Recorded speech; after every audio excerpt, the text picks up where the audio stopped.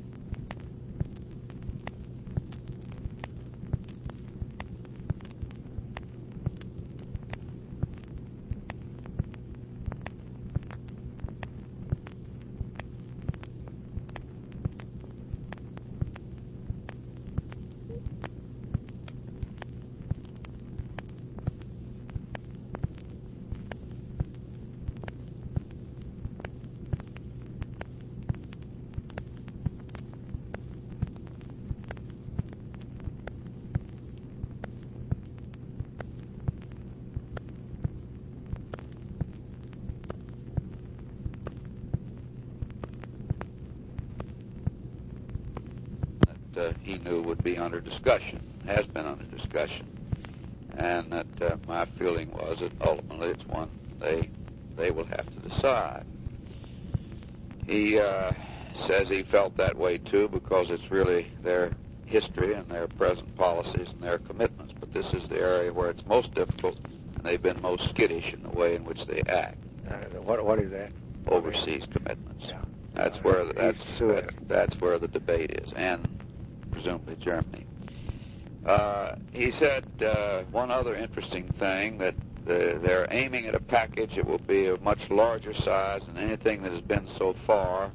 He has no doubt that it will have good effect. But he says he's interested in something more than policy. He wants a program interested in something more than confidence, that is, meeting this current speculative crisis. He wants a program that will actually work and get the country back into balance, and also without destroying their chance to achieve thereafter a more reasonable rate of growth. So that's difficult. No doubt the things they're going to propose next week will cut back. It'll be a tough package for the country to swallow, but he has no doubt that they would carry a united cabinet, and he has the feeling the Prime Minister will go ahead with it in order to carry out his fixed intention of maintaining fixed parity, which means avoiding devaluation, and that he, the Prime Minister, would tell me that he was in the next room. I said, of course, no need to bother him on that. And then the conversation carried on, but I'm giving you the essence of it. All right. Did you make the point to him loud and clear in a nice way about our problems here down the road if they come to us and say we want you to bail it out again? Yes, sir. I said to him, covered the text of the memorandum that you have, and my notes on the conversation are... Did that shock him or surprise him? No, because I'd been very firm with him last year, and I don't... He knew that they'd been to been up for the last time as far as our... That's right. I think you might be interested in reading the full text of this. It's about 6 pages of notes, and therefore I didn't want to keep you too late tonight, but you can have it tomorrow if you'll be interested in reading it. I think it'd be a useful background. When do you leave, Wednesday? Well, that was my plan, but in the light of all this, I just don't know. I'm getting kind of shaky as to whether I ought to go or not. Just maybe I ought to stay here through the week and let Connor go on and cover the thing for both of us. I don't know. I would feel better if you did. I think we're in a very shaky position here. Are you tired? You look a little tired to me today. Well, yeah, I am. Why don't you get out tonight and go and come back Monday and let's talk about it. Well, I got Rusk and McNamara and all of them coming in here tomorrow at 10 on this situation that Bator's memorandum described it to you. I think we've all got to sit down on this one and do a preliminary run before we saddle you with it. I told him that today. Well, get you some rest over the weekend some way, somehow, and then we'll talk about it Monday. Well, I would. Do you think this reserve action is going to do any good? Well, it's very interesting, Mr. President. Yes, it's going to do some good, but I think Batman says it's meaningless. Well, he's just irrational on this, Mr. President. What is significant is that they've not only taken this action, but they have now asked that there be prompt consideration of legislative proposals to broaden the rate regulatory powers of the three agencies, which would empower those three agencies to prescribe the different rate limitations. Now, this was the legislation that the same sort that they were, very casual about. I think while Bill Martin's sick, I think we ought to get a Jesse Jones deal. He ought to get in charge of the whole goddamn fiscal situation of the government. And you ought to make up your mind. That's why I think it's more important here than The Hague. Because after all, everything over the other side is not going to be settled. Where are we going to live, sink or swims? Right here. And I think that what we ought to do is to go in and under this guy, the problems you have, and decide on what we need to put you in the goddamn saddle where you can run this thing. And then let's go up and ask for it. That's what I would do. And then let's get the committee chairman and others in here, and let's go through with it. And I think we've got to get pretty hard on this fiscal situation. I think they brought all this on themselves. I think if they hadn't jumped the gun, and after you told them that you'd bring them down there Friday or Monday, whichever day they wanted to, they acted a goddamn fool. And they just jerked off just quick. They just couldn't wait. And when they did, they got us in all this thing. If they'd come down there and we had decided that we ought to have this, or we ought to have it, then we could have asked for more taxes. We could have taken off some more excises, or we could have done something. But they didn't do it. Now they've got us into it, and every one of these bankers are just tickled to death that their profits are 12 or 14% up. Now, we're going to have to get a policy here where we keep these profits down. These autos go to reducing their prices and quit going through the ceiling on the profits.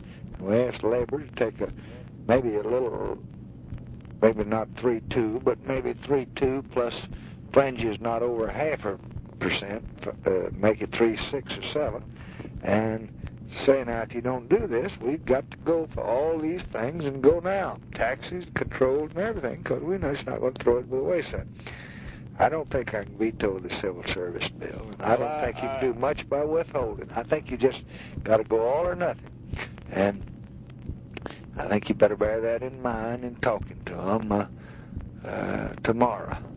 And then we'll talk Monday about whether you go. I wish you could send some representative. I feel better when you're here. What I was saying about going was I was thinking on this West Coast business. I think I've got to go to The Hague because I started that thing, and it would be just like you're walking out and refusing to go to a negotiating table in Vietnam for me to refuse to go over there and try and push that thing across.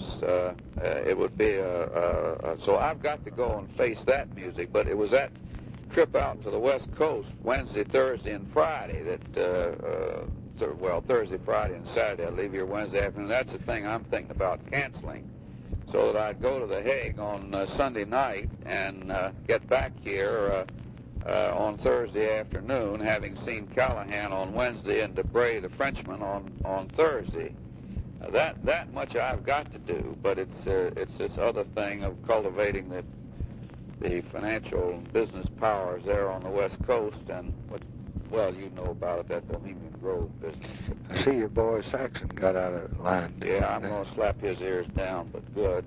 Although he's slapping at the Fed, he's indirectly slapping at me. Just tell him the president called you and said to keep his goddamn mouth shut for a while. Just tell him that. Can you communicate that? Just say the president called me last night and said, will you please tell him to keep his mouth shut for a while? I'm quite capable of doing that with him. Now, come back to several things you said. I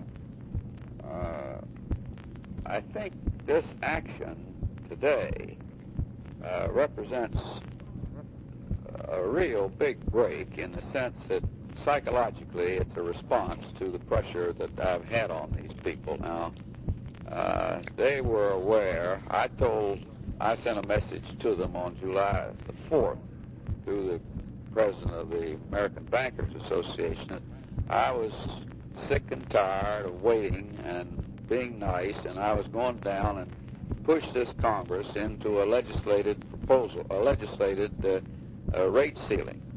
And that's what we started to do that week before.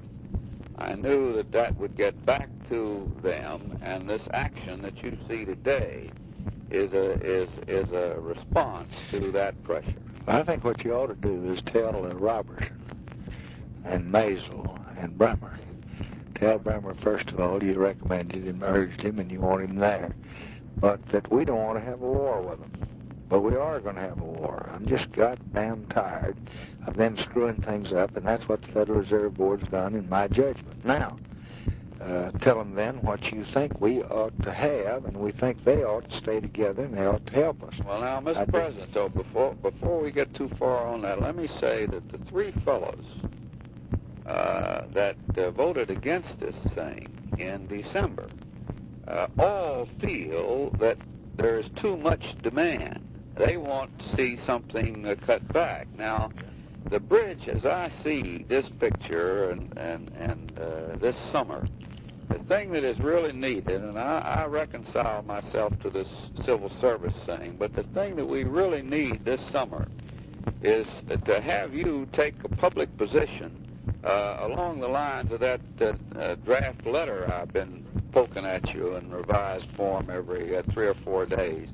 If you got out in the public on that next week, in the wake of the statement you're going to make at the press conference tomorrow that Charlie sent over, in which he's checked out with me, which I think is an excellent statement, if in the wake of that early next week you sent a letter to the leadership and the Appropriations Committee chairman with copies to all the members along the lines of that particular letter, I think you would have taken... No one will ever read that letter. As a matter of fact, you can't get a staff member to read it. It's just too long.